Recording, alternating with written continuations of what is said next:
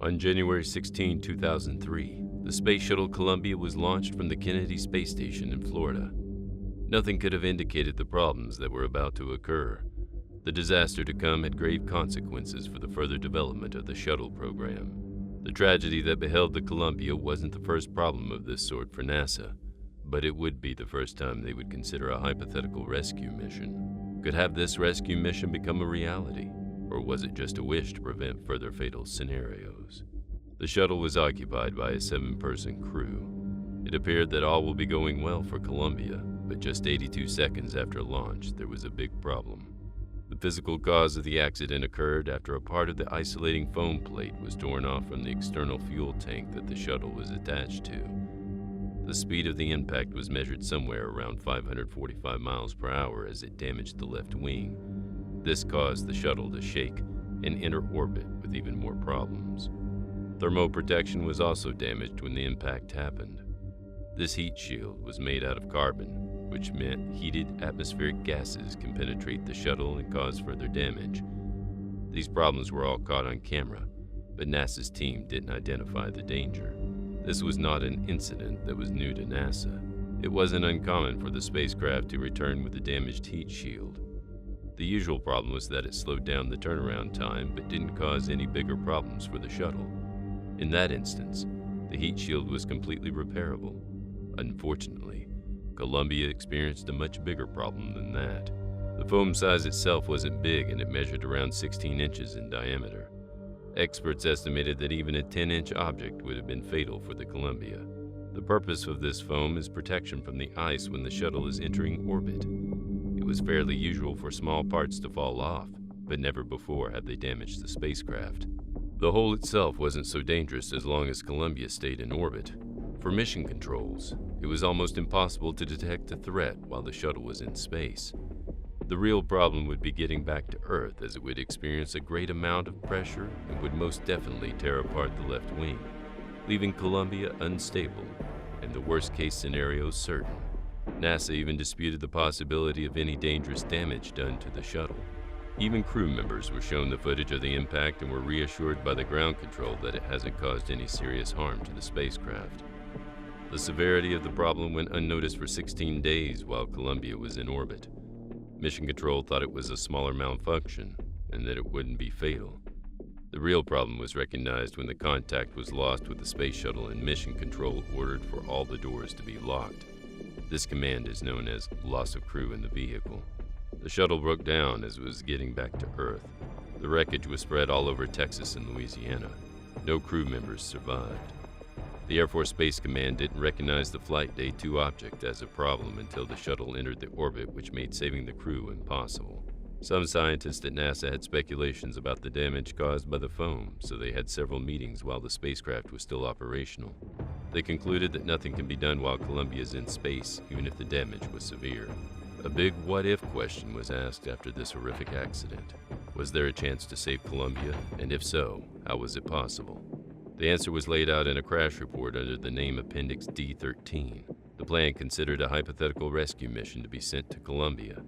When Columbia was sent on its mission, another spacecraft was prepared for launch. That was Atlantis, which was scheduled to fly in March 2003. It was stationed in OPF-1 of the Kennedy Space Center in Florida.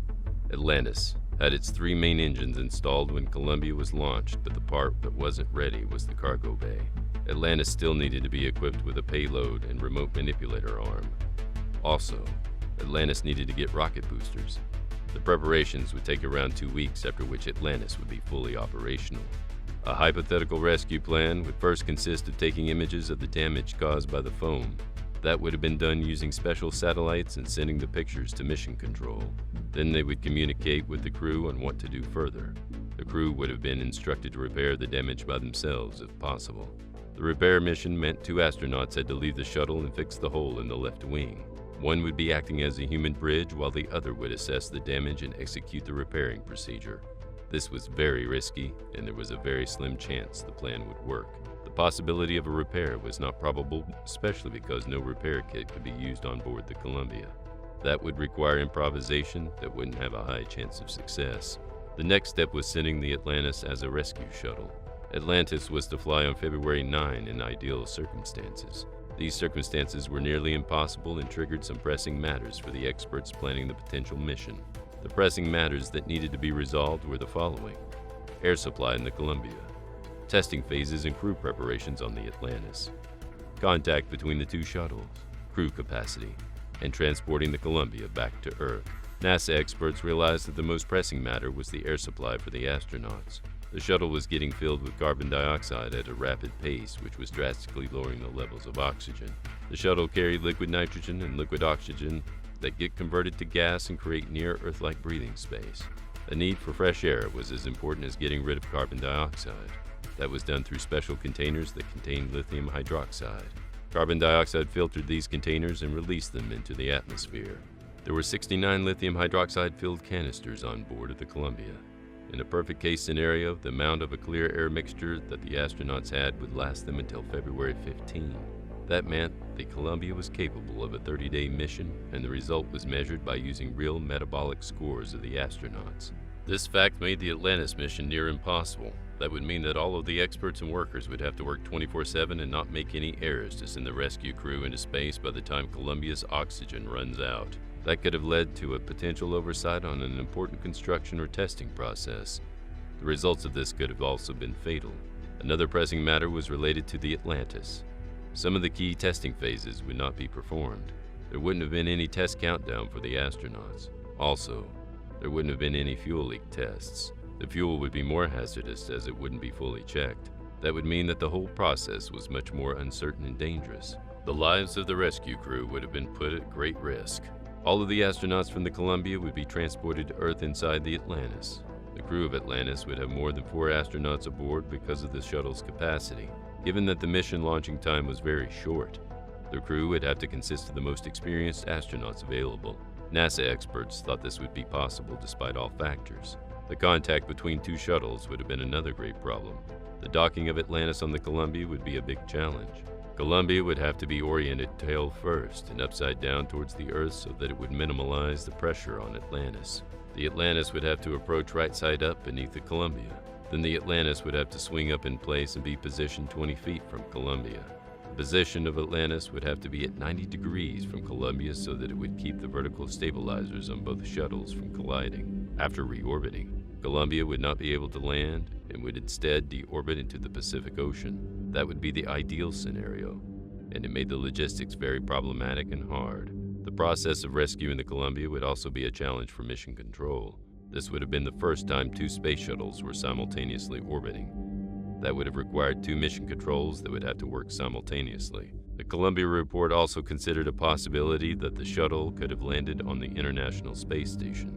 The station was well stocked on food and had enough space to house the whole crew of the Columbia. This wasn't possible in the plane change maneuver, PCM. The plane change maneuver considered a direction shift in orbit which requires thrust for the shift to be successful and to reach the inclination of the International Space Station. The problem is that Columbia didn't have enough fuel and power to emulate that kind of energy. One more problem was that the Columbia carried a space hab, double module. That meant there was no external airlock and docking port because of the lack of space in the spacecraft. This plan also wasn't realistic. There was a plan to send needed supplies to the crew and prepare for the rescue mission. The spacecraft for this mission would be either Russian or French. The Russian Soyuz Progress wasn't able to reach Columbia. The French Ariane 4 needed reprogramming and repurposing, which would have taken more than 3 weeks. That wasn't an option since the process would take much more time than the crew had. The worst-case scenario is something that is always looked out for at NASA. This is an integral part of every mission process. The scientists at NASA go over all possibilities and try to determine the best possible solution for each of them. All of these training procedures prepare the crew and the mission control to react in the best possible manner when it comes to danger. King from NASA stated that they know things that have been done were futile, but on a different day, they wouldn't have been. The CAIB report had a lot of critiques on NASA's decisions when it comes to Columbia's mission. They criticized the pre-launch and the post-launch handling of the mission. Mostly, it condemned the hierarchical and territorial nature of NASA. In the same report, the CAIB meticulously searched for a possible scenario of what might have happened to Columbia. It was drawn up by scientists and engineers who worked or were familiar with the shuttle program. Their findings stated that the crew on board Columbia was destined for disaster. The foam particle that damaged Columbia's left wing was the defining moment of the disaster. Every attempt to rescue the crew after that was nearly impossible. Thanks for watching Decode. While you are still here, go ahead and click on one of these two videos on your screen.